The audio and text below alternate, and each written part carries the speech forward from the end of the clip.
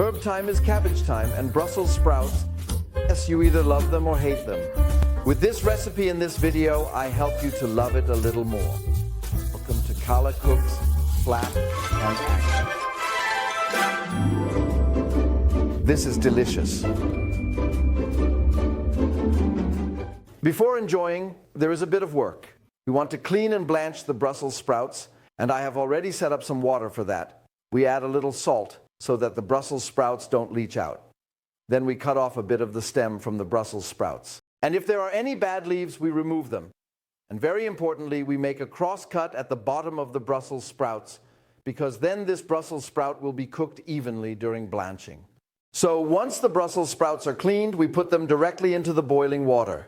And how do we find out if it's cooked? Quite simple. We take one out, and the desired doneness, whether a bit softer or a bit firmer, we determine ourselves. So take it out, taste it, and if it's good, into the cold water. So the Brussels sprouts are exactly at the point I like them. A bit crunchy and still have their color. We want to preserve that by putting them directly into the ice water now. And quite quickly, so that the different heads of cabbage all have the same doneness. We can just pour away this water from blanching. We don't need it anymore. And then during my time in the kitchen, I always saw colleagues leaving the vegetables in the ice water for an endless amount of time, but can't get colder than cold. In fact, the cabbage is really well leached in the ice water. That's why we need to take it out of the water. It's already cold now.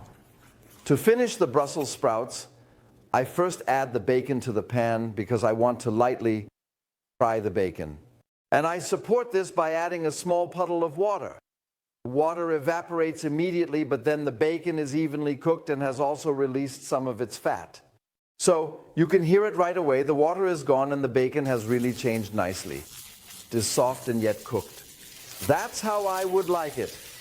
Now we add our finely chopped onion, and it will also be sautéed a bit.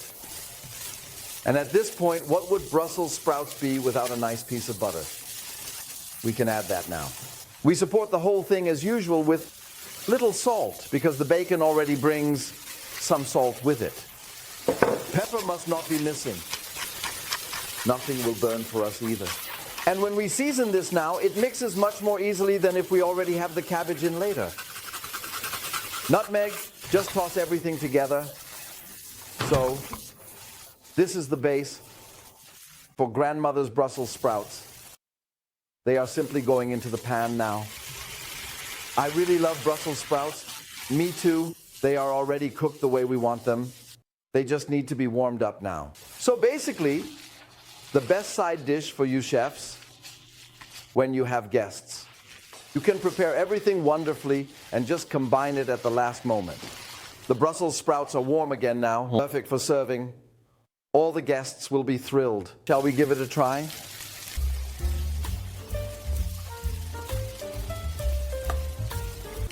I really love it. If I have the choice between red and Brussels sprouts, I would always choose Brussels sprouts. How about you? Please write it to me in the comments. Would like to know what the ratio is out there in German kitchens. If you like this quick recipe from Grandmother's Kitchen, give us a thumbs up, subscribe to the channel. Carmen will tell you what she holds in her heart. Yes, hello dear. That's right. Bye. See you soon.